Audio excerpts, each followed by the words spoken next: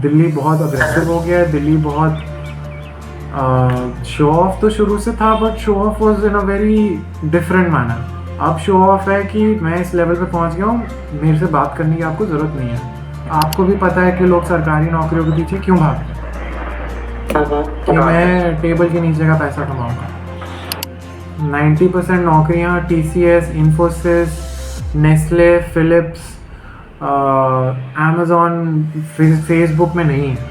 अगर आप करोड़पति बनना चाहते हो, आप अदानी अंबानी बनना चाहते हो, आप लोकल इलेक्शन में खड़े होना चाहते हो, तो 9 times out of 10 the person who doesn't have any ethics will win। क्या है कि आप ये चावल खाओ, आपका बच्चा 6.5 फीट का हो जाएगा, 14 साल की उम्र में 6.5 फीट का हो जाएगा। कॉम्प्लान पिलाओ उसको रोज़, ये हो जाएगा। च्यवनप्राश खिलाओ इसको, ये ही will be the most immunity strong person ever there. Bollywood movie देखकर आप दुनिया में बाहर निकल जाओगे तो नहीं आगे बढ़ पाओगे।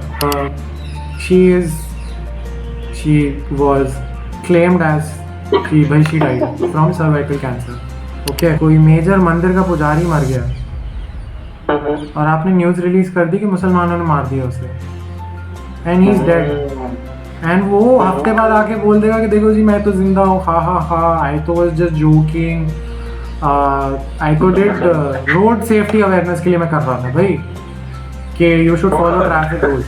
तब तक आधा देश जल चुका होगा। Hello Anshuman sir, welcome to exploring minds. कैसे हैं आप? Thank you for the invitation Ankit, I am good. या तो हम पॉडकास्ट से पहले जब बात कर रहे थे तब आपने अपने पहले जॉब का बताया था कि पहली जॉब कैसी थी। Although you paid only $6,000 but the learnings you got were invaluable. तो क्यों ना पॉडकास्ट की शुरुआत उस कहानी से ही करेंगे। ठीक है। So I started working when I was still pursuing my graduation. तो मेरा सेकेंड ईयर ख़त्म हुआ था, मेरे सेकेंड ईयर का रिज़ल्ट आ गया था, थर्ड ईयर शुरू होने वाला था, मेरी छुट्टियां चल रही थी। There is usually a couple of weeks gap between when you start different semesters. So मैं घर पे बोर्ड था, कुछ खास करने के लिए था नहीं।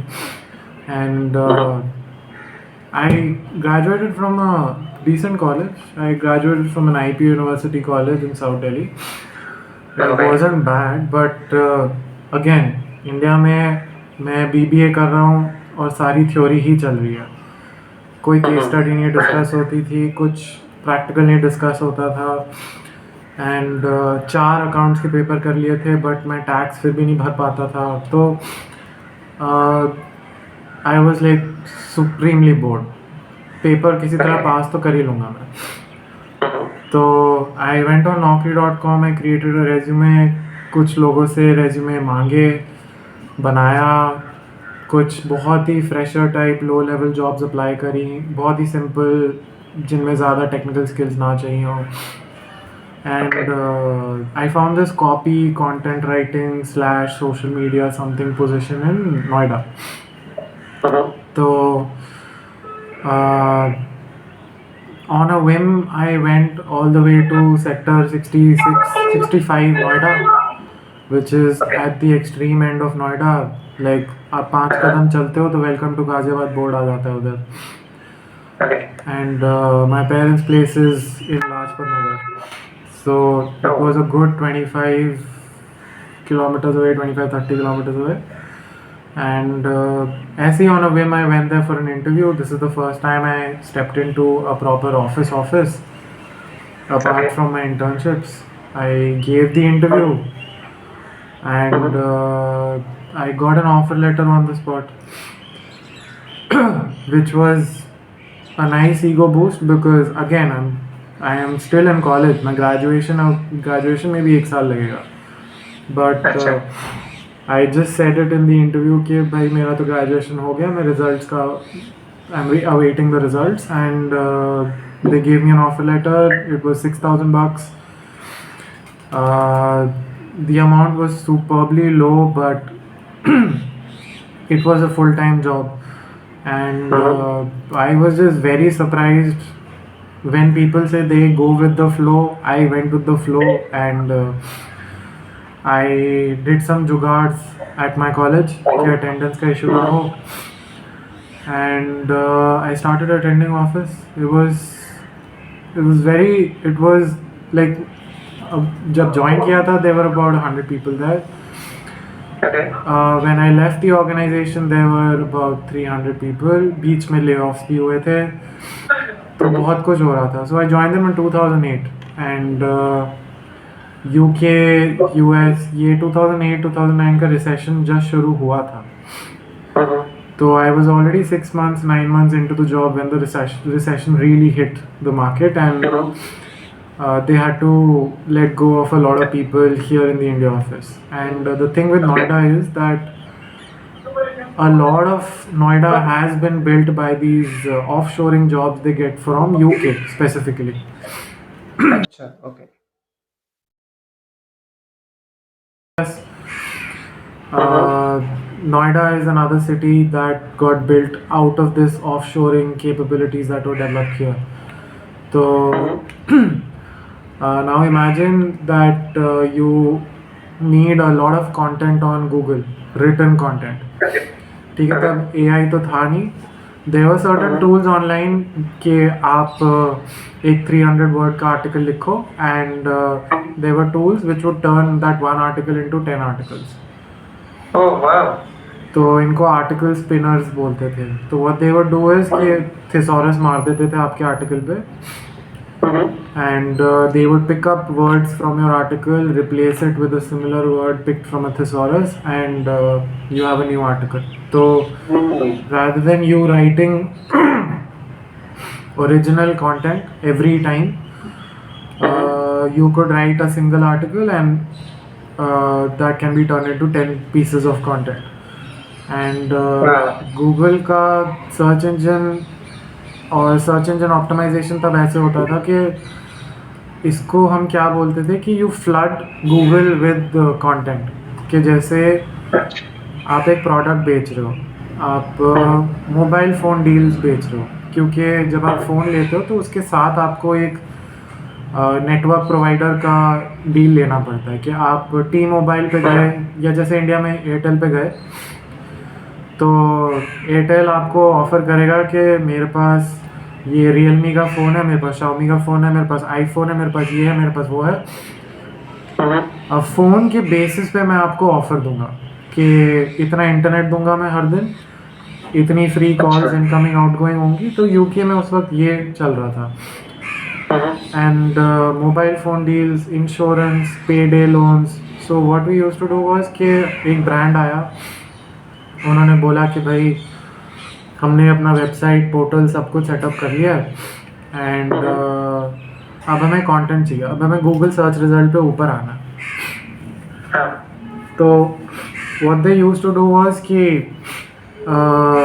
इसको हम फिर कंटेंट फार्मिंग बोलते थे. कंटेंट फार्मिंग करो कि we'll flood the search results with content, and because there is so much content there on so many websites, तो गूगल अज्यूम्स के इतने सारे जो आर्टिकल्स हैं उसमें हमने लिंक्स डाल रखे हैं अपने क्लाइंट के वेबसाइट के, तो they would search higher.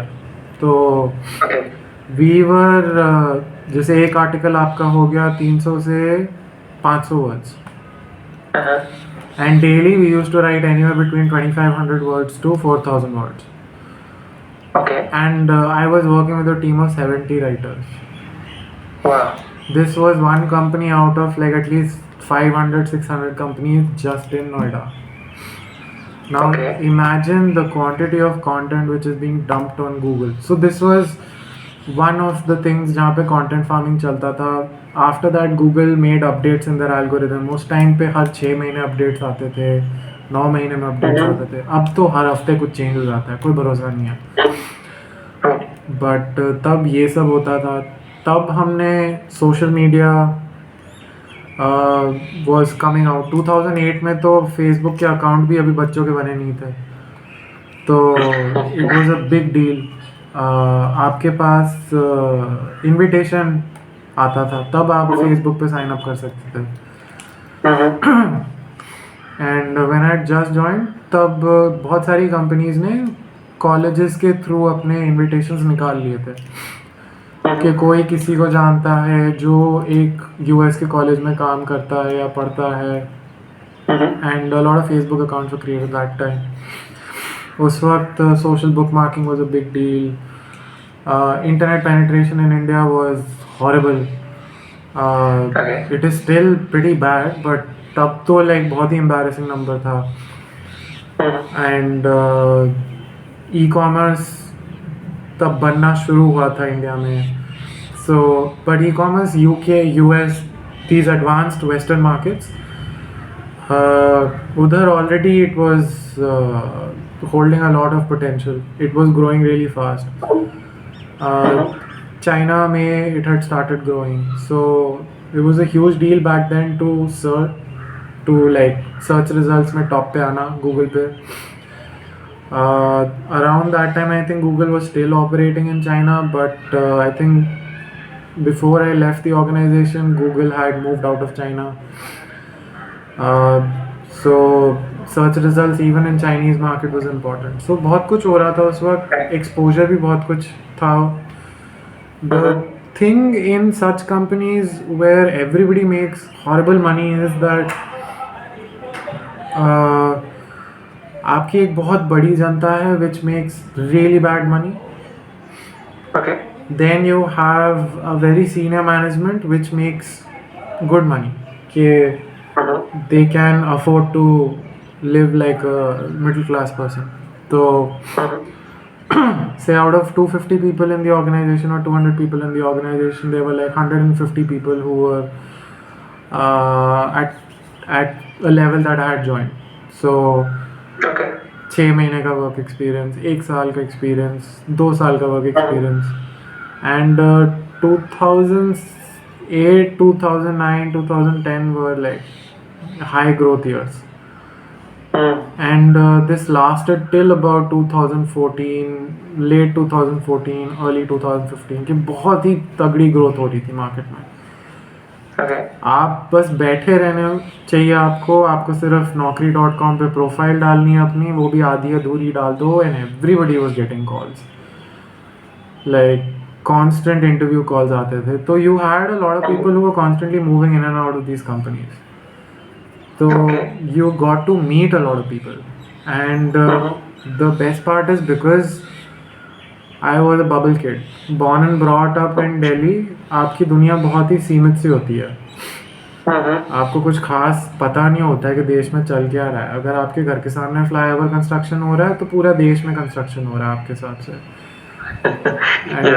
And problem ये होती है दिल्ली में, बॉम्बे में, बैंगलोर में, कोलकाता में, चेन्नई में, हैदराबाद में. चेन्नई में नॉट सो मच, हैदराबाद तो उस वक्त इतना बड़ा नहीं था. बट व्हाट हैपेंस इज कि 90% of the news that you watch in newspapers is your local city news.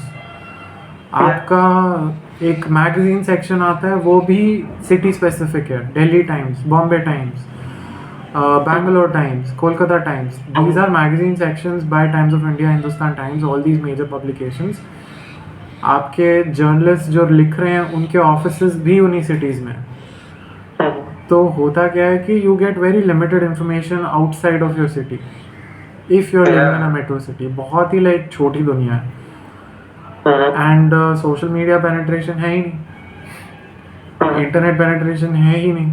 Smartphones तुम्हारे पास नहीं है तो भाई यूपी, बिहार, बंगाल, मध्य प्रदेश, हरियाणा, जहाँ पे एक्चुअल भारत की जनता रहती है, उनके पास भी नहीं होगा स्मार्टफोन. फिर तो आपको खबर ही नहीं मिलती, कुछ पता ही नहीं चलता. तो आपके हिसाब से जो दिल्ली में हो रहा है वही देश में हो रहा है, तो आपको लिटरली कुछ नहीं पता. And when you go to such के मजदूरी वाली कंपनीज होती हैं, तो इधर बहुत सारे बाहर से लोग आते हैं. अब ऐसा तो है नहीं, मेरे कज़न्स जो दिल्ली में पले बड़े हुए हैं मेरे साथ, वो जाके किसी नोएडा के कोने में किसी छोटी कंपनी में 5-6 हज़ार 8,000 10,000 की नौकरियां तो करेंगे नहीं। तो I got to meet all these people from all over the country. UP से मैं बहुत जनता से मिला, हरियाणा के बहुत सारे लड़के मिले। हरियाणा के तो अभी भी बस लड़के ही मिलते हैं, लड़कियां तो पता नहीं होती नहीं हैं उधर। बिहार के बहुत सारे लड़के मिले मुझे। मेरे को मध्य प्रदेश से बहुत सारे लड़के मिले, मेरे को तमिलनाडु से कुछ लड़के मिले। तो होता क्या है कि suddenly you get expose to all these other people and how they approach simple situations in life. कि मैं जाके जैसे पास में हल्दीराम खुला था एक, ठीक है, तो मैं हल्दीराम जाके, ठीक है, मैं हफ्ते में एक बार ही जाऊंगा, मेरे को बहुत बाहर का खाने का शौक है नहीं, बट मैं जाऊंगा एंड मैं जाके 2 समोसे ले लूँगा। और मेरे साथ 2 बिहार के, एक भोपाल का लड़का बैठा है, और तीनों मेरी शक्ल देख रहे हैं क्योंकि उनको रेंट पे करना है। तो मैं उनके साथ अपना खाना शेयर कर रहा हूँ। वो डिस्कस कर रहे हैं कि भाई प्याज के दाम फिर बढ़ गए हैं, और मैं बैठ के देख रहा हूँ कि प्याज के दाम क्या होता है, क्योंकि मेरे को तो मैटर ही नहीं करता ये सब। मैं तो दिल्ली का मिडिल क्लास का बच्चा हूँ, इन्फ्लेशन ऊपर नीचे होती रहती है, बट ऐसे नहीं हिट करती हमें कि suddenly you have to rethink all your finances. बल्कि जब आप टियर 2 मार्केट्स में जाओगे, आप टाउन्स में जाओगे, विलेजेस में जाओगे, which is 90% of the country, जब भी प्याज के टमाटर के रेट ऊपर होते हैं तो उनका खाना अलग टेस्ट करता है। किचन में फ़र्क पड़ता है, बातें अलग होती हैं पीपल के पेड़ के नीचे। तो बहुत एक्सपोजर मिलता है इन कंपनीज में। More importantly, this was the first company, it was focused on advance western market. तो जो समझ मेरे को इधर से मिली, वो मेरे को कोई local company focused on Indian problems से तो नहीं मिलती। एंड फॉर्चुनेटली ग्रोथ इतनी तेज़ हो रही थी उस वक्त, इतनी भयंकर तेज़ हो रही थी कि the country caught up to these international trends, and suddenly a lot of people from the US came back to India, started all these companies, started all these businesses. Taxi for sure खुला, Ola खुला, आपका Zomato खुला, you had Jungly, which was an e-commerce portal. Flipkart खुला. So all these businesses were started by these NRIs who came from Western markets, who saw these changes happen, and they started bringing these ideas back home. And fortunately for them, the growth was incredible. Okay. So Sir, yeah. continue. Sorry. So that was it. Learning curve was very steep. And the thing is, if there is a company which is dominated by non-metro folks, आपके north के state से बहुत सारी जनता है, fresh out of college वाली जनता है, तो they are a little more friendly, they are little more open. ठीक है, that sense of competition is not much there. And अगर कोई चालू बंदा है जिसको ऑफिस पॉलिटिक्स खेलने का बहुत मजा आता है, they tend to get ostracized. While the majority of the people, if you're open enough, if you're friendly enough, मैं तो हूँ ही पंजाबी, मेरे तो सारे लोग ही इसी के लिए जाने जाते हैं कि पंजाबी लोग, I would use the term, we are aggressively friendly। कि हम सामने वाले का कोई शहर में नया आया, उसका कॉलर पकड़ लेते हैं, उसको बोलते हैं हम और तुम दोस्त हैं हम। तो हमारी थोड़ी ऐसी कहानी होती है। अब बदल गई है बहुत, दिल्ली बहुत अग्रेसिव हो गया है, दिल्ली बहुत शो ऑफ तो शुरू से था, but show off was in a very different manner. अब शो ऑफ है कि मैं इस लेवल पे पहुंच गया हूँ, मेरे से बात करने की आपको ज़रूरत नहीं है। Okay. 15 साल पहले, 20 साल पहले, 25 साल पहले specially in the 80s in the 90s I was very lucky to be born in a way जहाँ पे मैं ये जब ये ख़त्म हो रहा था culture, I got to experience it. Now तो people who are 25 years old in Delhi, they have never experienced this. कि दिल्ली में जो कल्चर था वो बहुत लाइक ओपन सा था कि आपको खींच लेते थे कि पड़ोसी आके आपसे पूछ रहे हैं कि भाई कहाँ से हो, खाना कैसे बनाते हो, शादी कब करोगे, अच्छा ये लो हमने आज लंच में ये बनाया था, तुम तो लड़के हो तुम्हें तो बनाना भी नहीं आता होगा, तुम ये खा लो. तो ये बहुत होता था और बहुत like specially in government colonies, refugee colonies, जो पूरा साउथ दिल्ली है वो पूरा रेफ्यूजी कॉलोनी ही है. तो उधर ये सब बहुत होता था कि लैंडलॉर्ड नीचे रहता है, लड़के ऊपर रहते हैं. तो वैसे ही बहुत टांग अड़ाने की आदत होती है मिडिल क्लास फैमिलीज़ को कि भाई लड़का क्या कर रहा है, सिगरेट तो नहीं पीता, लड़कियां तो नहीं आ रही. बट अगर वो तुम्हें ठीक ठाक मानते हैं तो suddenly they become very open, very friendly, जो अब खास बहुत जगहों में दिल्ली में नहीं होता है. So Delhi was also very open that way, and आप इन स्मॉलर कंपनीज में जाओगे जहाँ पे बेसिकली मजदूरी वाला काम होता है तो आपको बहुत लोग मिलते हैं. So you make a lot of friends, you learn a lot of things कि डिफरेंट डिपार्टमेंट्स के लोग जाएंगे, आप उनके साथ बैठ जाओगे, चल भाई चाय पीने चलते हैं, वो अपना दुख बांटेगा आपके साथ. वो दुख काम का ही होता है यूजुअली. तो आप समझते हो, आप लैंग्वेज सीख जाते हो, जो वर्ड्स वो यूज़ करते हैं वो आप सीख जाते हो. आप वापस जाके गूगल करते हो कि भाई उसने बोला क्या था, ये सब होता है कि नहीं होता है. You keep learning. तो आप जो काम कर रहे हो वो तो सीखते ही हो, आप आसपास वाले का भी काम सीख लेते हो. तो मज़ा आता है. एंड पैसा तो होता नहीं है, कुछ खास आप कर नहीं सकते. एक 6,000 रुपये कमाने वाला बंदा और एक 10,000 रुपये कमाने वाला बंदा, कितना ही डिफरेंस हो जाएगा दोनों में. सही बात है. एंड जब 1 साल मेरा हो गया था तो मेरे को हाइक मिली थी उस पर 6,000 पे. तो जब 6,000 की नौकरी मैं घर पे जाके बताया था तो मेरे बाप ने मेरे को बोला था कि तू 6,000 में करेगा क्या भाई. 6,000 तो मेरे my father used to run a business and he had 3 salesman and तीनों सेल्समैन मेरे से ज़्यादा बना रहे थे. तो जब वो पूछते थे मेरे पापा से कि अच्छा आपका बेटा नौकरी कर रहा है, कहाँ कर रहा है, कितना कमा रहा है, वो तो बहुत बढ़िया कमा रहा होगा. एंड पापा बोलते थे हाँ वो कुछ तो बना रहा है, कुछ पैसे हैं उसके पास, भूखा नहीं मर रहा हो. तो अब 6,000 पे मेरे को हाइक मिली थी, कितनी 28%, 29% मिली थी शायद. 6,000 पे तो कितनी भी हाइक दे दो कुछ भी नहीं होता. तो आई थिंक मैं कुछ 8,300 8,200 कुछ बन रहे थे मेरे, और मेरी सेकंड हाईएस्ट हाइक थी कंपनी में. तो मेरे को एचआर ने आके बोला था कि हमने बहुत सोचा, हमने बहुत बहस करी एक दूसरे से, और बहुत ही मुश्किल से हमने तुम्हारे लिए ये 300-400 रुपये एक्स्ट्रा हर महीने के निकाले. तो मैं उस एचआर को जाके देख के बोल रहा हूँ कि आप मेरे से 500 रुपये महीना एक्स्ट्रा ले लो, आपकी तो कंपनी डूब जाएगी एक्स्ट्रा पैसा निकालने में मेरे से. आप एक काम करो, मैं पापा से अपने बात करता हूँ, वो शायद आपको थोड़े दे देंगे.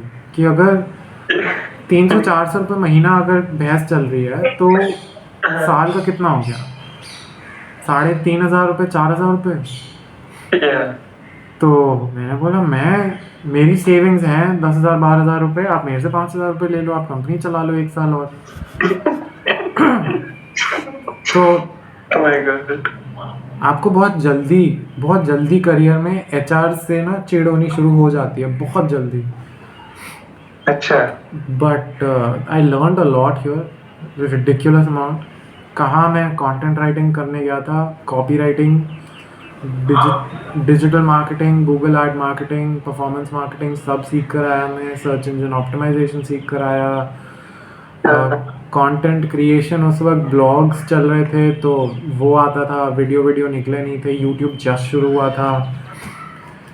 यूट्यूब पे 1 मिलियन व्यूज़ आते थे तो सारी दुनिया को पता होता था कि इन वीडियोस पे 1 मिलियन व्यूज़ आते हैं, और सेलिब्रेशन होता था कि देखो 1 मिलियन व्यूज़ आए. अब 1 मिलियन सब्सक्राइबर्स आते हैं तो गूगल आपको एक प्लैक दे देता है। बट अब 1 मिलियन व्यूज़ कोई घास भी नहीं डालता। अब लोगों के खुद के इंस्टाग्राम अकाउंट्स पे वीडियोस पे 1 मिलियन व्यूज़ आ जाते हैं। उस सही है। वक्त ग्लोबली 1 मिलियन व्यूज़ नहीं निकलते थे लोगों के। तो महीने में 2 वीडियो होते थे जो 1 मिलियन व्यूज़ करते थे। मतलब हालत देखो। सो आई लर्न। सर ये एचआर से चिढ़ क्यों होने लग जाती है? मतलब वो उनके जॉब का एक पार्ट है, दे बिकम लाइक दैट, या फिर मतलब वो एक्चुअली में होते ऐसे हैं तो एचआर बन जाते हैं? देखो ये तो मैं भी बाद में ही सीखा था कि when you are starting out in your career and you're talking to someone who is senior to you, अगर वो 1-2 साल भी सीनियर होगा, उसने वो दुनिया देखी हुई है जिस दुनिया में आप ब्रांड न्यू हो। ओके। तो उसको पता है कि प्रॉब्लम्स क्या फेस करोगे आप, क्योंकि उसने अभी अभी फेस करके निकला है वो। तो जब आप उसको बोलते हो ना कि मेरे को छुट्टी चाहिए सर, मेरी नानी मर गई है या मेरी दादी बीमार है या मेरे को कॉलेज वालों ने बुलाया, मेरा कोई पंगा चल रहा है सर्टिफिकेट के साथ, तो उसने रिसेंटली ये सब कर रखा है।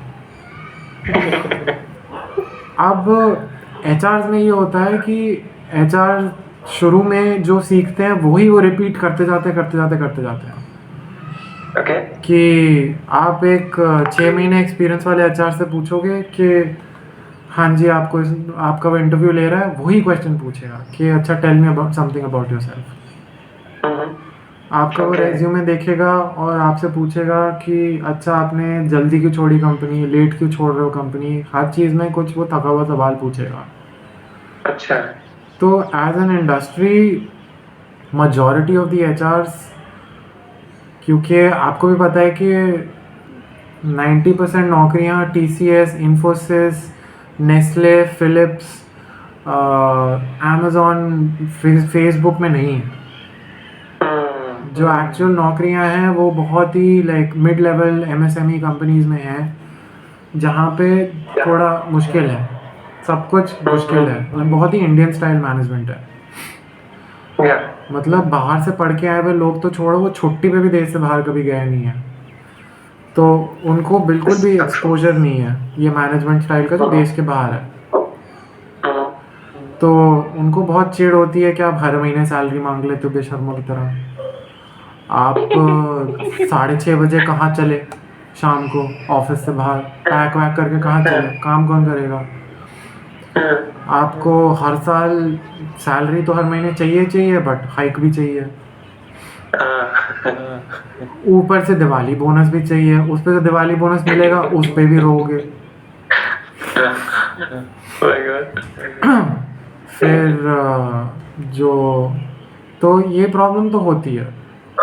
एंड फिर आपके मैनेजर्स होते हैं जिनको लोग मैनेज करना इतना अच्छा आता नहीं है, बेसिकली ठेकेदार ही होते हैं। तो कोई बहुत डिफरेंस है नहीं। I have seen IIT IIM pass outs who are slightly worse managers than ठेकेदार I have seen and worked with. तो इंडियन मैनेजमेंट स्टाइल ना बहुत ही घुसा हुआ है लोगों में कि employees are seen as a parasite. So अब HR करता क्या है, चाहे वो बहुत ही थके हुए Tier 3 कोई greater Noida institute of management से निकला हुआ है, या जो 15,000 की नौकरी कर रहा है, या IIM बैंगलोर से निकला हुआ है जो 8 लाख 9 लाख के पैकेज पे बैठा हुआ है, इंटरव्यू क्वेश्चन सेम ही पूछेगा आपसे। ओके। बस अंग्रेजी में फ्लुएंसी अलग होगी। वो शर्ट जो पहनी हुई होगी उसने वो डिफरेंट ब्रांड की होगी। वो गाड़ी से आएगा ऑफिस, दूसरा वाला बस पकड़ के आएगा, तो कोई बहुत फर्क नहीं है। the cover of the book might be different but the content is the same. So it is kind of a sad reflection on the industry ke you have the very top, the creme de la creme, the top 5% जो ऐसी चीज़ें बोलते हैं कि employ morale होता है,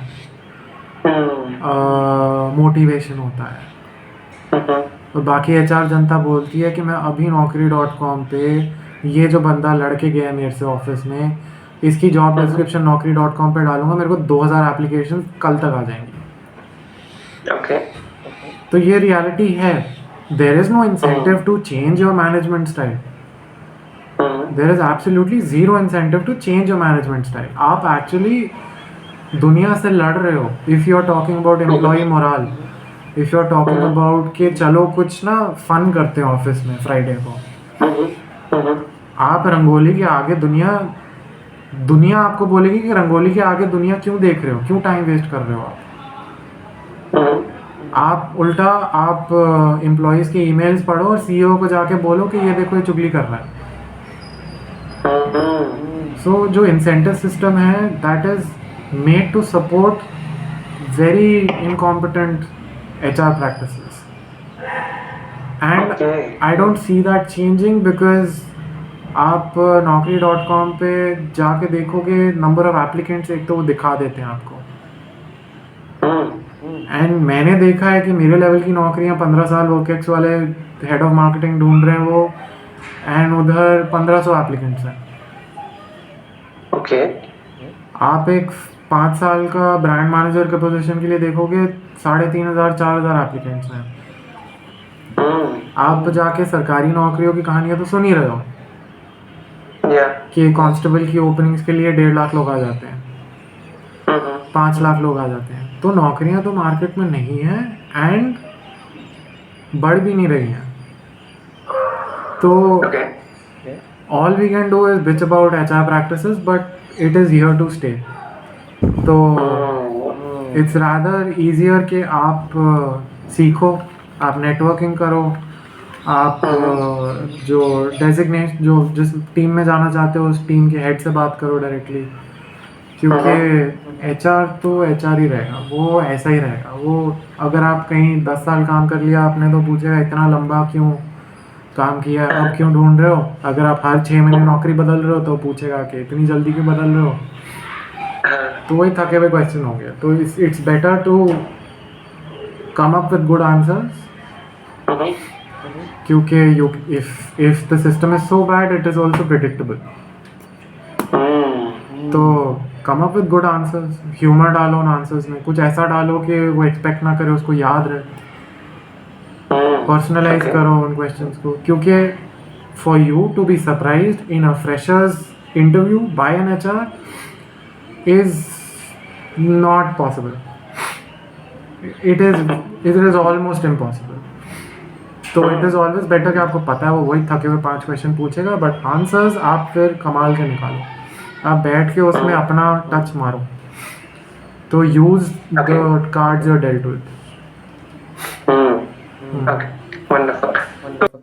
So, sir, I think you are the best person to answer the next question. हाँ जी, We recently heard the news about the death of Poonam Pandey. हाँ जी। And tell us about the marketing gimmick. And क्या as a marketer आपको अपने ethics को tweak करना पड़ता है just to make your product reach to great heights? इसके बारे में बताइए, marketing ethics Poonam Pandey.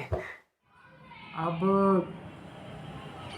see, I'll give you an understanding of what ethics are. सी एक तो आपके माता पिता के संस्कार होते हैं, ठीक है, ये गलत है, ये सही है, किसी का बुरा मत करो, किसी को नुकसान मत पहुंचाओ, अपना फ़ायदा ज़रूर देखो, बट किसी के सर पे चढ़ के आगे मत बढ़ो। तो अब वो आप पे डिपेंड करता है कि how do you do this, ठीक है। There will be always people around you who won't follow these rules, Yes. And उनके पेरेंट्स अभी अयोध्या से वापस आए होंगे। सो ये बहुत होता है, ठीक है। Yeah. आप सबसे जो विजिबल एग्जांपल्स होते हैं who do not follow the rules but who talk about these rules a lot are elected leaders, ठीक है। Democracy is in the end a popularity contest. Yeah. जिसने बेटर अपना मैसेज लोगों तक पहुंचाया एंड वो मैसेज वो लोग सुनना चाहते हैं, उसने सही मैसेज पहुंचाया, Okay. तो he will get elected, he will grow, he will get power, he will get money. तो आपके सामने टीवी पे रोज एग्जांपल्स आ रहे हैं who do not follow ethics and who do really well in life. And अगर आप करोड़पति बनना चाहते हो, आप अदानी अंबानी बनना चाहते हो, आप लोकल इलेक्शन में खड़े होना चाहते हो, तो 9 times out of 10 the person who doesn't have any ethics will win. Okay. तो आप क्या कर सकते हो इस सिनेरियो में, आप क्या कर सकते हो? अब थिंग इज कि आप चेस खेल रहे हो, ठीक है, तो आपने घोड़ा चलाया 1 2 ढाई, सामने वाले ने बोला कि भाड़ में गए रूल्स, उसने अपना प्यादा 6 कदम आगे डालकर आपका घोड़ा काट दिया, तो अब क्या करोगे आप? Okay. आपको तो आपके माता पिता ने सिखाया है, आप होनहार बच्चे हो, आप अच्छे बच्चे हो, संडे सुबह रामायण सुनते थे, देखते थे टीवी पे, दादा की गोद में बैठ के कहानियां सुनी आपने, Yeah. तो suddenly you can't become like this very some evil person के मूवीज में भी दिखाते थे, ठीक है, कि बट मूवीज में सोल्यूशन होता था कि अमिताभ बच्चन अकेला बैठकर 20 लोगों को पेल देता था। आप 20 लोगों को पेल नहीं सकते, ठीक है, आप बेरली एक बंदे को पेल पाओगे, 2 बंदे आ गए, 3 बंदे आ गए तो पिल जाओगे। Yeah. तो उसमें उसके पास ऑल्टरनेटिव होता था कि मैं बस मारपीट शुरू कर दूं,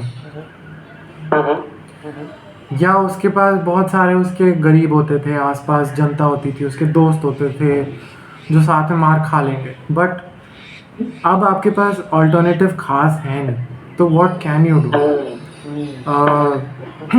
सो ethics is very questionable because marketing में एथिक्स कभी हुआ नहीं करते थे। आप 1000-1500 साल पहले जाओगे, जो दुकान पे बैठा हुआ है बंदा जिसने अपने 10 चीज़ें सामने रखी हुई हैं कि किराने की दुकान खोल रखी है, वो भी आपको बोलेगा कि मैडम ये आप वॉशिंग पाउडर यूज़ करो, आपके सारे कपड़े सफ़ेद, मतलब क्या चमकार आएगी, सारा पड़ोस आपको देखेगा, ठीक है। वो तब भी झूठ बोल रहा था आपको, वो अब भी झूठ ही बोल रहा है, Yeah. ठीक है, कि आप ये चावल खाओ, आपका बच्चा 6.5 फीट का हो जाएगा, 14 साल की उम्र में 6.5 फीट का हो जाएगा, कॉम्प्लान पिलाओ उसको रोज़, ये हो जाएगा, च्यवनप्राश खिलाओ इसको, ये ही will be the most immunity strong person ever. Covid क्या, उसको कभी जुकाम नहीं होगा लाइफ में, एंड फिर आप च्यवनप्राश में शुगर कंटेंट देखते हो, आप अपने कपड़े 4-5 बारी उस वॉशिंग पाउडर से धो के देखते हो, एंड फिर आप बस रो पड़ते हो कि भाई ये क्या हो रहा है दुनिया में। सो ये सही बात। embellishing the truth or hiding certain facts is something that has been prevalent for millennia, हजारों सालों से हो रहा है, ठीक है। Okay. And the idea here is कि आप अपने एंड पे क्या कर सकते हो, आप वो कर, कि जैसे बहुत बारी होता है कि लोग क्या करते हैं, जो मैंने भी करा है, but as a marketing professional you should never admit to shit like this, कि अगर आपका क्लाइंट या आप जिस ब्रांड के लिए काम कर रहे हो वो बहुत गड़बड़ कर रहा है, and people are getting affected by it, like people are losing their health, people are dying because of this, तो फिर आप टेढ़े काम करना चाहिए आपको, you should find a way to negate all of this damage that the brand is doing. There are some people who are whistleblowers जो जाके मीडिया में लीक कर देते हैं चीज़ें कि इस ब्रांड ने ये करा था, इनकी फैक्ट्री ने ये करा है, There are people who will leave the company and give interviews, who will write about it on social media. And there are people out there who are visibly fighting. Just say you have these LinkedIn celebrities, no, who have recently started talking about the sugar content in certain products. Yeah. There are Instagrammers who have started talking about government policies. There are people on LinkedIn who are talking about this, and now everybody has social media. So you have ways and methods. The world has become very easy for you to hold on to your ethics in some way or the other. But आपको घर भी चलाना है. Yeah. I don't think so there is a job out there जहाँ पे आपको एक दिन एक ethical dilemma नहीं होगा. And वो ethical dilemma आप कैसे manage करोगे? You have to be smart. Bollywood Yes. movies देख के inspiration मत लो, आपका कट जाएगा. You have to be super smart about it. And only the smart and the clever people get ahead in life. There are some smart and clever people जो ethics भूल जाते हैं and वो बहुत जल्दी आगे जाते हैं life में. Okay. And वो speed होती है क्योंकि इतना कुछ गड़बड़ कर रहे हैं कि they need to make a lot of money, they need to get a lot of power कि when this comes back to bite them in the ass, they have enough power to delay the inevitable. कि when they have to pay the price, तो बच जाए वो. So you have examples like this everywhere around you. I don't need to take names, everybody knows those names. There are companies out there are politicians out there are people out there, and you just need to grow really fast. So, and these are the most visible people. There are people who have been caught. But उनकी कहानी आप कहाँ सुनोगे? वो jail में बैठ के Instagram पे एक्सेस कर नहीं सकते, वो लिंक्डइन पे स्टोरीज डाल नहीं सकते, तो वो तो फंस गए. But those who have broken rules and won, they are the most visible. तो हर बारी आपको भी पता है कि लोग सरकारी नौकरियों के पीछे क्यों भागते हैं, कि मैं टेबल के नीचे का पैसा कमाऊंगा, मैं जाते ही घूसखोरी करूँगा. And there will always be people around you. जैसे आपके बहुत संस्कार हैं, मेरे माता पिता का आशीर्वाद लेके सुबह निकला हूँ, मैं ऐसे काम नहीं करूँगा. तो आपके आसपास जनता होती है जो 2 साल 3 साल 4 साल 5 साल देख रही है अपने आसपास कि उसने गाड़ी ले ली है, उसने घर ले लिया है, उसके बच्चा अब महंगे वाले स्कूल में जा रहा है. तो eventually you will compromise. But Yeah. the point is कि how are you smart enough to never be able to make that compromise? आप उस situation में जाओगे ज़रूर, but आप avoid कैसे कर सकते हो to make the wrong decision? That is the thing कि you just can't be ethical. You need to be extremely smart about it. Okay. Otherwise, You need to balance it. हाँ, balance भी नहीं. You have to be smarter than the next person. You have to be smarter than the person who's breaking the rules. Okay. कि आपके पीछे government आपके पीछे पड़ेगी अगर आप विसल ब्लोइंग करोगे. आप जिस कंपनी में विसल ब्लोइंग करोगे वो आपको फायर कर देंगे on the spot. Legal cases होते हैं लोगों के. एंड विसल ब्लोइंग करके किसी ने बहुत करोड़ों नहीं कमाए हैं कभी. Okay. कोर्ट केस में फंस के लोगों ने करोड़ों गंवाए हैं. तो you have to be very smart about it. You have to balance out the risks कि आप जस्ट मम्मी का आशीर्वाद लेके दुनिया में निकलोगे, it is not enough. You have to learn how to be very clever, how to avoid traps. And उसके basis पे आप फिर भी ethical हो सकते हो. But the world out there is encouraging you not to be ethical.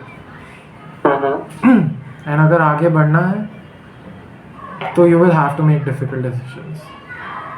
And it's really up to you. आप में कितना determination है, कितनी दृढ़ता है, कितनी integrity है, दम है कितना आप में, so you can hold on. But again, that needs to come with smartness, that needs to come up with cleverness, it needs to come up with solutions that are not there. Bollywood movie देखकर आप दुनिया में बाहर निकल जाओगे तो नहीं आगे बढ़ पाओगे. I mean 80s 90s Tell की us- बॉलीवुड मूवीज, अब तो पता नहीं क्या हो रहा है। Yeah. Tell us, why did she fake her death? Why was it done? What was the reason behind it? So the thing is that now marketing campaigns, smart marketing campaigns can't be about just spending money. So I'll give you an idea of a general marketing campaign. क्या होता है general marketing campaign में कि आपने एक brand ambassador higher करा, अमिताभ बच्चन उठा लिया, शाहरुख खान उठा लिया और प्रेस कॉन्फ्रेंस कर दी, सारे जर्नलिस्ट को बता दिया कि देखो जी शाहरुख खान, अमिताभ बच्चन, हमने भयंकर खर्चा करा है, ये हमारा ब्रांड एम्बेसडर है और ये बोल रहा है कि देखो भाई हमारा product is the best. Okay. फिर आप एक एड शूट करते हो, उसके साथ फोटो शूट करते हो, टीवी पे एड्स डालते हो, फनी एड डाल दोगे, क्यूट सी एड डाल दोगे। अब चीज़ ये है कि if you are starting your own business, आप अपने मार्केटिंग बजट से अब उस बजट को कंपेयर करो जहाँ पे शाहरुख खान है। शाहरुख खान आपको 4 से 12 करोड़ का पड़ेगा एक साल के लिए। Okay. उसके बाद वो आपको देगा टोटल, यूजुअली कॉन्ट्रैक्ट्स में होता है, वो आपको मिलते हैं 8 घंटे, 4 घंटे, 12 घंटे, इतने मिलते हैं, ठीक है 12 टोटल। घंटे के 12 करोड़।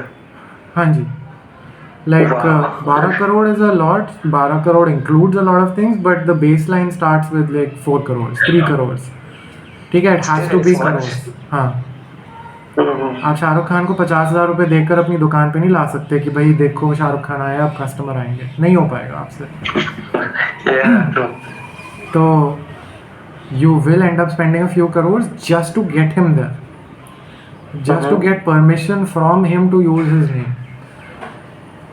अब आपने प्रेस कॉन्फ्रेंस सेटअप करी, अब शाहरुख खान 5 स्टार होटल में रहने आएगा, आप उसको जहाँ भी प्रेस कॉन्फ्रेंस के लिए ले जाओगे वहाँ लेके जाओगे, आप एक PR एजेंसी हायर करोगे, आप जर्नलिस्ट को बुलाओगे, जर्नलिस्ट का ट्रैवल होता है, आप एक लोकेशन हायर करोगे जहाँ पे सारे जर्नलिस्ट होंगे, एक प्रेस कॉन्फ्रेंस आपको 15 से 20 लाख की पड़ सकती है। Okay. फिर आप ऐड शूट करोगे, ऐड शूट में आपके आराम से 25 लाख 50 लाख बन सकते हैं। अगर आपने सिर्फ इंडिया में शूट करा तो 20 लाख 25 लाख में निपट जाएगा। आपने इंटरनेशनल लोकेशन शूट कर ली, बहुत सारा विजुअल इफेक्ट्स मार दिए उसमें, सिर्फ शाहरुख खान नहीं होगा और भी एक्टर्स होंगे, प्रॉप्स होते हैं, डायरेक्टर होता है, एडिटिंग टीम होती है, सेट होता है, फोटो शूट्स होते हैं उधर, आपका उधर भी 25 से 50 लाख खर्चा हो सकता है मोटा, अगर आपने खुला पैसा खर्च किया। Okay. अब आप टीवी पे चलाओगे वो ऐड, टीवी तो किसी ने भी नहीं बोला कि बहुत सस्ता है। आप Yeah. ऐसे तो करोगे नहीं कि आप IPL वालों के पास गए, आपने बोला कि देखो मेरे पास ना बैंक में 20,000 25,000 रुपये पड़े हैं, आप मेरा 10 सेकंड चला दोगे ऐड एक बारी, कोई घास नहीं डालेगा आपको, ठीक है। IPL की एक स्लॉट जो है वो it is expensive and you can't just play your ad once, you can't just play your ad on one channel. You can't just play your ad 5 times in a single day. You need to play it for weeks, for a month. तो भयंकर हो जाता है खर्चा आपका, हफ्ते के अंदर 4 करोड़ टीवी बजट हो जाता है। फिर आप YouTube पे चलाओगे ऐड कैंपेन, वो महंगा पड़ेगा आपको, YouTube पे खर्चा करोगे, प्रमोट करोगे, तो जितने का आपको शाहरुख खान पड़ा है उससे 2 गुना 3 गुना खर्चा आप शाहरुख खान पे करोगे। Okay. तो ये एक नॉर्मल एड कैंपेन, ये नॉर्मल मार्केटिंग कैंपेन हुई, ठीक है। अब हर ब्रांड के पास इतना पैसा तो नहीं, वो 25 करोड़ अगर खर्च करेंगे मार्केटिंग कैंपेन पे तो 25 करोड़ प्रोडक्ट में से ही निकलेंगे। तो जो वो मार्केट में 100 रुपये का प्रोडक्ट बेच रहे थे, अब उनको 125 रुपये का बेचना पड़ेगा to recover those cost. Okay. तो this turns out to be very expensive and very few brands in the market can do this. तो आपको फिर कुछ और ड्रामा करना पड़ता है, आपको सस्पेंस क्रिएट करना पड़ता है, आपको कॉमेडी क्रिएट करनी पड़ती है, आपको कंट्रोवर्सी क्रिएट करनी पड़ती है। to save on those costs. And कई बार ये होता है कि you can't mention your brand name for various reasons. आप indirectly कुछ निकालना चाहते हो कि जैसे पूनम पांडे से ग्रेट एग्जांपल, ये जो recent कैंपेन हुई है, इसमें क्या हुआ था कि भाई she was claimed as कि भाई she died from cervical cancer. Okay. Okay. तो आपको पहले एक सेलिब्रिटी ढूंढना पड़ता है जो ऐसी चीज़ें बोल दे एंड प्रॉब्लम ना हो, कंट्रोवर्सी ले ले. अब आप ये जो नेपो किड्स हैं, इनके पास तो आप जा नहीं सकते कि आलिया भट्ट कर लेगी आपके लिए ऐसा कुछ काम, आपके लिए जानवी कपूर कुछ ऐसे कर लेगी, करीना कपूर बोल देगी ऐसे कि भाई मैं तो मर गई. ठीक है, they will not do this. So you will have to go to a certain kind of audience जहाँ पे certain kind of celebrity who embraces controversy. So Poonam Pandey was picked up here.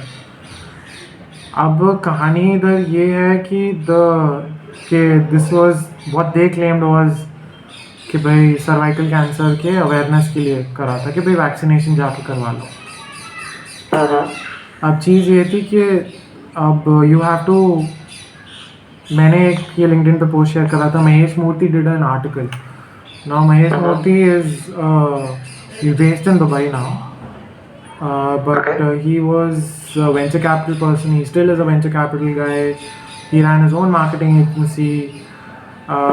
He would talk a lot about data when he used to do marketing campaigns before the pandemic. अब तो हर कोई data होता रहता है. तो he did research and he published an article कि the thing is कि cervical cancer की जो वैक्सीनेशन है, प्रिवेंशन ऑफ सर्वाइकल कैंसर की वैक्सीनेशन है, करंटली जो अवेलेबल है वो MERC कंपनी है, मेरे को प्रोनाउंस नहीं करना आता. So there vaccine is available in the market. अब वेस्टर्न मार्केट्स में वो वैक्सीन की कॉस्ट है 24,000 रुपये. Okay. इंडिया में उसकी कॉस्ट है अभी जो मिल रही है 4,000 रुपये. Okay. Serum Institute of India will be launching their vaccine, which will be part of the vaccination program run by the government in a few months. Same vaccine. हाँ जी, वही सर्वाइकल कैंसर की prevention के लिए vaccine. It will cost about $1,000. Okay. So there is a 3,000 rupee difference between the cost. Yes.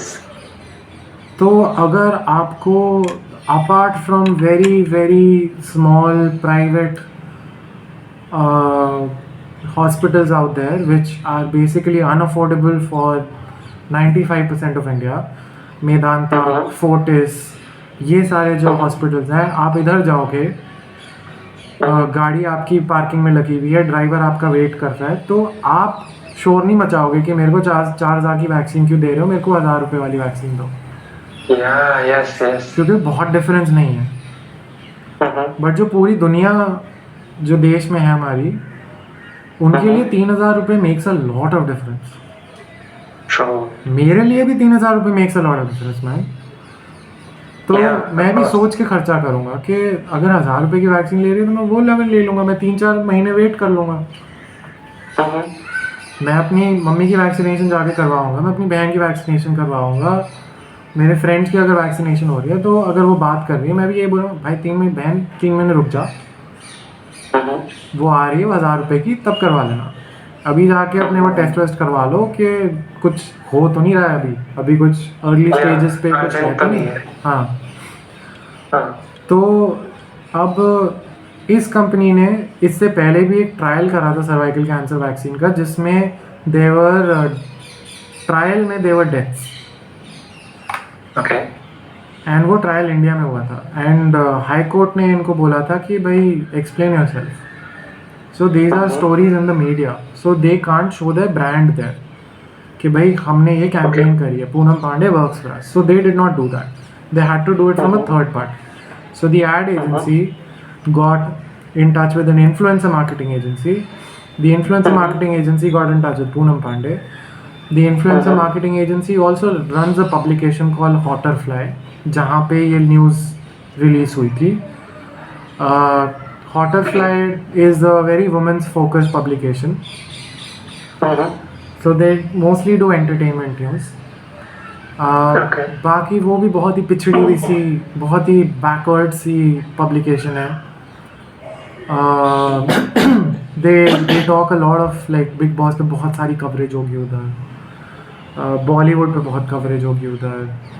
Airport से ये बड़े बाप के बच्चे निकलते हैं, उनकी फ़ोटोज़ ली जाती हैं कि देखो भाई एयरपोर्ट लुक.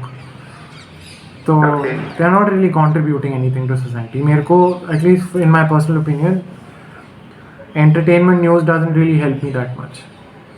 Yeah. कि मेरी दुनिया नहीं बदल रही. अगर मैं IAS के लिए प्रिपेयर कर रहा हूँ तो मैं हॉटरफ्लाई जाके नहीं एक्सेस करूँगा रोज़ कि भाई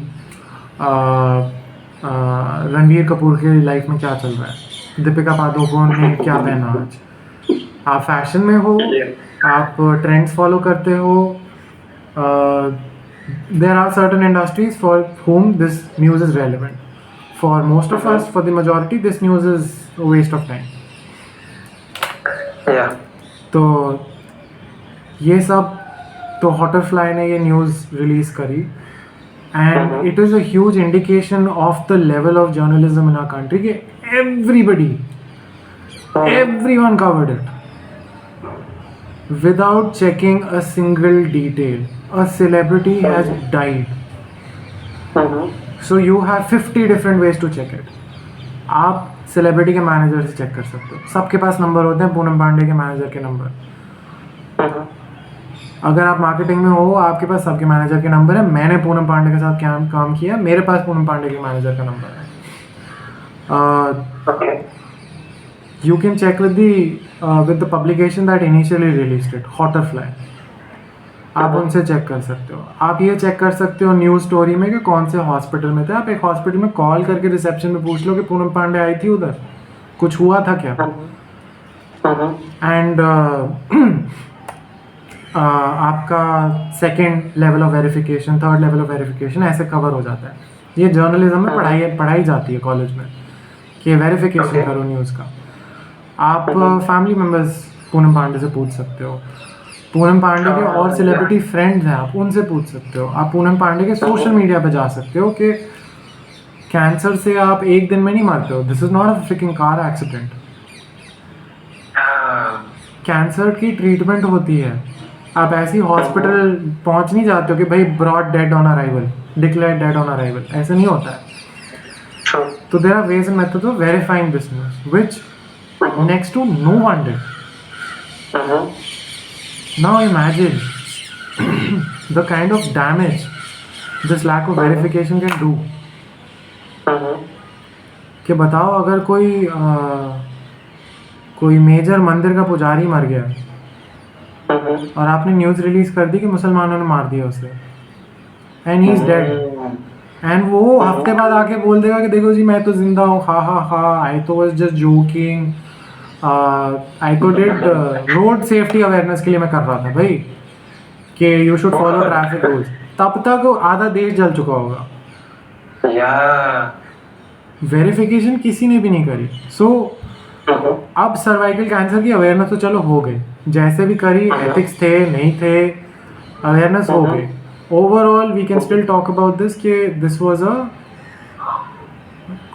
well intentioned campaign in some way. Okay. From a very 20,000 feet perspective, it was kind of well intentioned. Now we know कि 3 महीने बाद नई वैक्सीन, सस्ती वैक्सीन आने वाली है. तो जो अभी वैक्सीन मैन्युफैक्चरर है वो बोल रहा है कि प्लीज़ मेरी वैक्सीन यूज़ कर लो क्योंकि 3-4 महीने बाद मेरी मार्केट डेड हो जाएगी, मैं बेच ही नहीं पाऊंगा अपना product. And according to market reports, जो टोटल मार्केट वैल्यू है सर्वाइकल कैंसर वैक्सीन का वो है, I think, I am not really sure, I will share the links with you, $3 billion का मार्केट है. एंड उसमें से 1/3 जो मार्केट है वो इंडिया में. क्योंकि इफ इतना बड़ा मार्केट है तो the Chinese government will launch their own vaccine because their approach to managing their people is very different. ठीक है, तो उन्होंने अपनी कोविड वैक्सीन निकाली, दे दे दे आर डिफरेंट, सो वो मार्केट ही मर जाता है आपके लिए. Foreign companies can't go to China and sell their products that easily, because if there is a market, some Chinese company will come up, some startup will come up, create a version of that, improve on that, and release it in the market at a fraction of the cost. So India becomes a huge market for this. Then you have Europe, जहाँ पे the government already runs a lot of free vaccination programs, free health programs. UK, France, Germany, they have their own healthcare programs, right, which is free because they have a very different approach to managing their citizens as well. So तो actual market 4,000 की vaccine के लिए mostly India में ही है. So 1/3 of the market is here, and they have to do something. It is not the first campaign that they did. They have done a influencer marketing campaign last year as well. मई जून में 2023 में भी उन्होंने कुछ campaigns करी थी, but कुछ खास दाल गली नहीं उससे. So this was a very controversial approach to it. It has worked before for brands, so it is not something that is completely new. But Poonam Pandey ने करा इस बारी. अगर राखी सावंत बोलती कि मैं मर गई हूँ तो आधी जनता तो मानती भी नहीं. Because she has gone a little further ahead in the controversy road. But Poonam Pandey is somewhere in the middle. So she was a very good choice for a campaign like this. And company की requirement अब आपको पता है, market challenge अब आपको पता है, product आपको कैसे बेचना है वो एक awareness campaign से ही होगा. And it's a medication, it's a healthcare based product. So you have to use goodwill. Okay, they're selling the fear. हाँ, आप जनता को जाके ये नहीं बोल सकते हो कि भाई ये प्रोडक्ट के फीचर्स हैं, अब जाके आप ये खरीद लो. You have to create a emotional story around it. Yeah.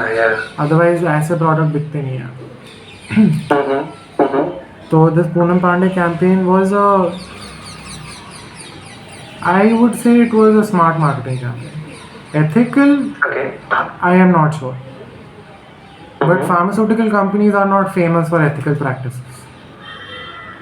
And more importantly, आप medication ऐसे market नहीं कर सकते हो इंडिया में. There are rules against it. So आपको थोड़ा घी टेढ़ी उंगली से ही निकालना पड़ता है. So you can't really blame the company either. They have to do something controversial. बाकी कंपनी का चैलेंज क्या था आपको पता है. You can make a decision now as to whether it was ethical or not. But the capitalist system does not have a lot of space for ethics. So campaigns in the marketing arena is not a new thing. Okay, like हम पहले भी बात कर रहे थे, आपने Coca Cola की marketing campaign के बारे में बताया था, which is really interesting. So tell us about one best marketing thing. You can talk about Coca-Cola here, and one worst marketing campaign you have ever heard about, or you know. हाँ जी. So the Coca-Cola campaign that we talked about, so होता क्या है कि Coca-Cola के bottling plants होते हैं, and they require a lot of water. And India is basically a water deficient country. Yeah. But land है, सस्ती लेबर है, इंफ्रास्ट्रक्चर भी ओके ही है, मतलब काम चल सकता है. एंड आपके पास पार्टनर्स भी हैं who will put in the money to set up those factories. So आप गए, आप सबसे सस्ती जगह पे जाओगे जहाँ पे लैंड है, बहुत सारी फ्री लैंड या सस्ती लैंड मिल जाती है. वो उन्हीं जगहों पे मिलती है जहाँ पे दूसरे लोग नहीं खोलना चाहते फैक्ट्रियाँ. तो आप ऐसी जगह पे जाके खोलोगे जहाँ पे हाईवे कनेक्टिविटी बहुत लिमिटेड है. आप ऐसी जगह पे जाके खोलोगे जहाँ पे पानी की कमी है, जहाँ पे आसपास बस गांव हैं, एग्रीकल्चर होता है. तो a lot of these Coca-Cola bottling plants are open in these areas जहाँ पे agriculture he is the main source of income. Okay. So what happens is Coca-Cola is 99% water. We know that. Coca-Cola के और भी products हैं which require a lot of water. कि उनके juices हैं तो वो juice concentrate में पानी mix करके आपको देते हैं. अब वो juices के लिए concentrate के लिए आपको पानी चाहिए. And if you are distributing across massive areas कि करोड़ों bottles आप distribute कर रहे हो तो पानी की usage बहुत ज़्यादा है. अब पानी कहाँ से आएगा? गवर्नमेंट आपको पाइप तो लगा के देगी नहीं. वो चीज़ें तो चाइना में होती हैं कि इन्वेस्टमेंट के लिए वो पूरा इंफ्रास्ट्रक्चर आपके लिए बना देंगे.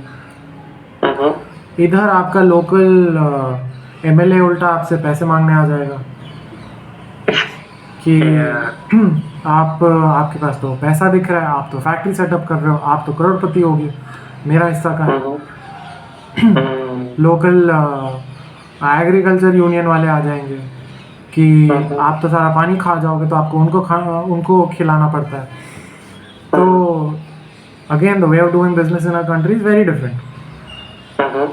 सो उन्होंने अपनी ट्यूबवेल डाली, बोरवेल डाला और वाटर टेबल से पानी खींचना शुरू करा. एंड 1 साल 2 साल के अंदर वाटर टेबल ख़त्म हो गया. एंड आसपास के जो ट्यूबवेल बोरवेल सारे जो थे they started running dry. So this has happened in a lot of areas but you have to keep in mind that the repercussions are very serious for things like this. So even we are not sure who to blame. कि जैसे केरला की story है कि केरला के farmer union ने उधर के Coca Cola के बॉटलिंग प्लांट पे केस कर दिया था कि you are the reason why farmer suicide have increased in our area because we are facing a famine drought type situation because पानी नहीं है तो हम उगाएंगे क्या. And farmers are not famous for being rich in India. Yes. Okay अगर कोई गाड़ी में फार्मर आ भी जाता है तो सामने वाला हमारे आसपास वाले लोग बोलना शुरू कर देते हैं कि यार ये किसान हो नहीं सकता, ये किस बात का किसान है. Yeah. किसान को तो फटा हुआ कुर्ता पहन के आना चाहिए, जो पजामा पहन के आना चाहिए, जो जिसको धो लेना चाहिए था, सर पे कुछ पगड़ी बांध के आनी चाहिए और झोला लेकर आना चाहिए. वो किसान होता है, गरीब किसान होता है. जो स्ट्रगल कर रहा है वो किसान होता है. ये पजेरों में जो किसान आ रहे हैं ये किसान नहीं होते, ये शायद कुछ और है. फिर